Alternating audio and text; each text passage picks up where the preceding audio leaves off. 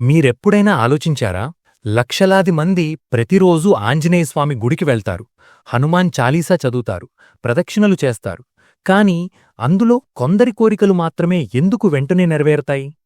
కొందరి జీవితాల్లోనే ఎందుకు అద్భుతాలు జరుగుతాయి? మనం చేసే పూజలో లోపముందా? లేక దేవుడు మన మొర ఆలకించడం లేదా? లేదు, తప్పు దేవుడిది కాదు, మనం చేసే పద్ధతిది.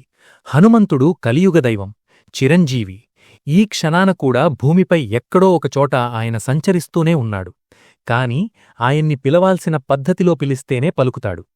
ఈరోజు ఈ వీడియోలో పురాణాల్లో దాగి ఉన్న చాలా కొద్దిమందికి మాత్రమే తెలిసిన హనుమంతుని ఆరాధన వెనక ఉన్న 3 అతిపెద్ద రహస్యాలు తెలుసుకోబోతున్నాం.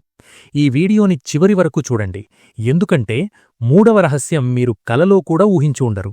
దేవుడిని బంధించే నామరహస్యం. మొదటి రహస్యం నామం. చాలామంది గుడికి వెళ్లగానే ఓం ఆంజనేయాయ నమః అనో లేదా హనుమాన్ చాలీసా అనో చదవడం మొదలుపెడతారు.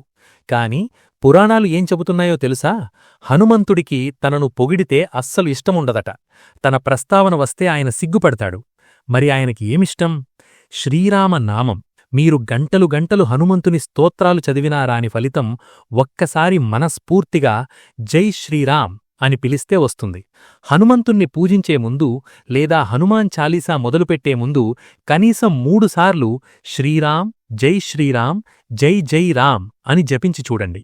ఎక్కడైతే రామనామం వినిపిస్తుందో అక్కడికి హనుమంతుడు కంటికి కనిపించని రూపంలో వచ్చి తీరుతాడు.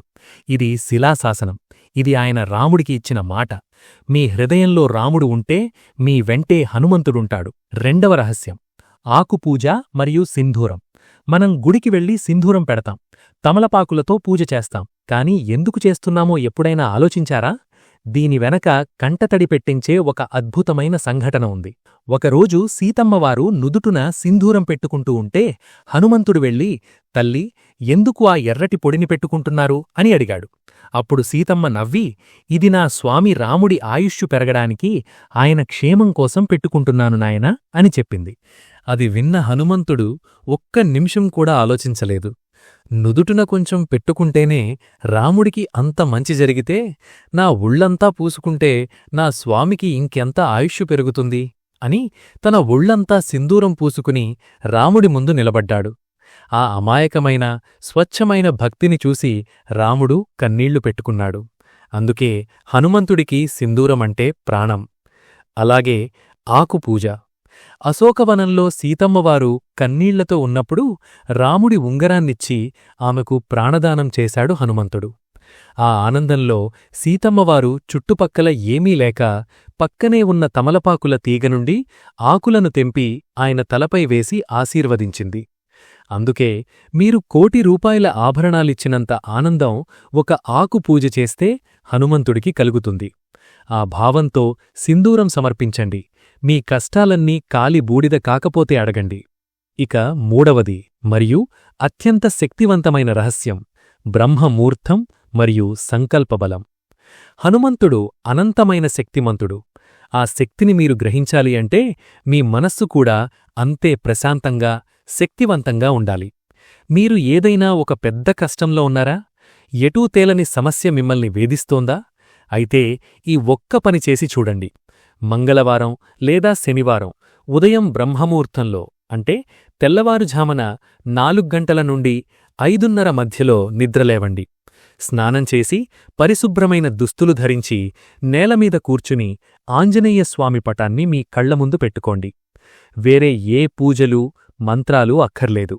కళ్ళు మూసుకుని మీ సమస్యను ఆయన పాదాల దగ్గర పెడుతున్నట్లు ఊహించుకోండి. స్వామీ, నేను నా వంతు ప్రయత్నం చేశాను, ఇక నా వల్ల కాదు, ఈ భారం నీదే, నన్ను గట్టెక్కించు అని పూర్తి శరణాగతితో అడగండి. హనుమంతుడికి బ్రహ్మచర్యం, క్రమశిక్షణ అంటే చాలా ఇష్టం. మీరు ఇలా నియమనిష్టలతో బ్రహ్మముహూర్తంలో చేసే ప్రార్థన నేరుగా ఆకాశాన్ని దాటి ఆయన చెవిలో పడుతుంది.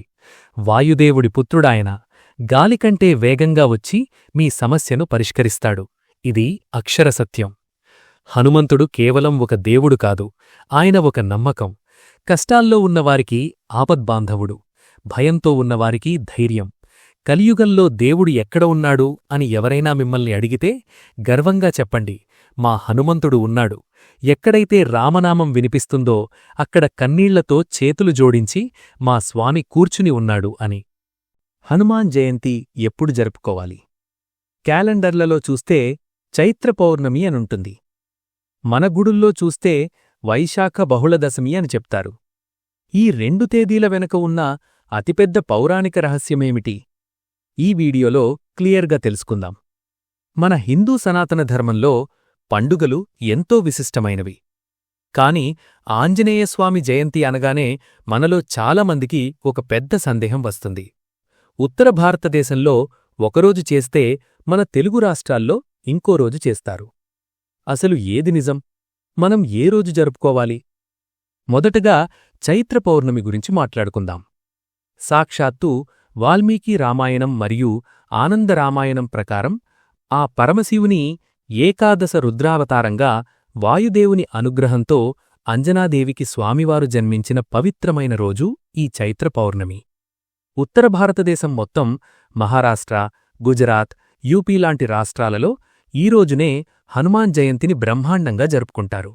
అయితే మన తెలుగు రాష్ట్రాల్లో ఈ చైత్ర పౌర్ణమి రోజున చాలామంది స్వాములు హనుమాన్ మండల దీక్షను ప్రారంభిస్తారు. మరి వైశాఖ బహుళ దశమి ఏమిటి? మన తెలంగాణ, ఆంధ్రప్రదేశ్ రాష్ట్రాల్లో అసలైన హనుమాన్ జయంతి అనగానే మనకు గుర్తొచ్చేది వైశాఖ బహుళ దశమి మాత్రమే. దీనికి అద్భుతమైన పౌరాణిక ఆధారం ఉంది. అదే పరాశర సంహిత. హనుమంతుని ఆరాధనా విధానాలను తెలిపే ఈ సంహితలో స్వామివారు వైశాఖమాసం కృష్ణపక్షంలో అనగా బహుళపక్షంలో దశమి తిథినాడు జన్మించినట్లు పరాశర మహర్షి స్పష్టంగా రాశారు. అందుకే చైత్రపౌర్ణమినాడు దీక్ష తీసుకున్న భక్తులు ఖచ్చితంగా 41 రోజుల తరువాత ఈ వైశాఖ దశమి నాడే కొండగట్టులాంటి పుణ్యక్షేత్రాలలో దీక్షావిరమణ చేస్తారు. ఇక్కడ అసలు ట్విస్టేమిటంటే పురాణాల ప్రకారం 2 తేదీలు సరైనవే. ఇది ఎలా సాధ్యం అని ఆశ్చర్యపోతున్నారా? మన హిందూ కాలగణన ప్రకారం కాలాన్ని కల్పాలుగా విభజించారు.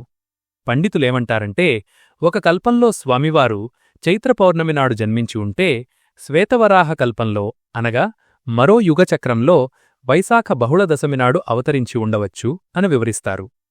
ఇంకొక ఆసక్తికరమైన వాదనేమిటంటే చైత్రపౌర్ణమి స్వామి భౌతికంగా జన్మించిన రోజైతే వైశాఖ దశమి రోజు సూర్యభగవానుని వద్ద తన విద్యాభ్యాసం పూర్తి చేసుకుని తిరిగి వచ్చిన రోజు అని కూడా అంటారు. తేదీ ఏదైనా స్వామికి సింధూరమంటే ఎంతో ప్రాణం.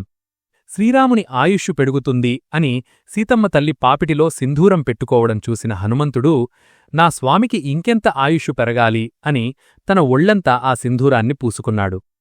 భగవంతుడికి కావాల్సింది ఆ అచంచలమైన భక్తి మాత్రమే. కాబట్టి మీరు తెలుగు ఆచారం పాటిస్తే వైశాఖ దశమినాడు ఘనంగా పూజించండి. మీరు ఏ రోజు పూజించినా శ్రీరామ అని ఒక్కసారి మనస్ఫూర్తిగా పిలిస్తే చాలు, అక్కడ మన మారుతి వాలిపోతాడు.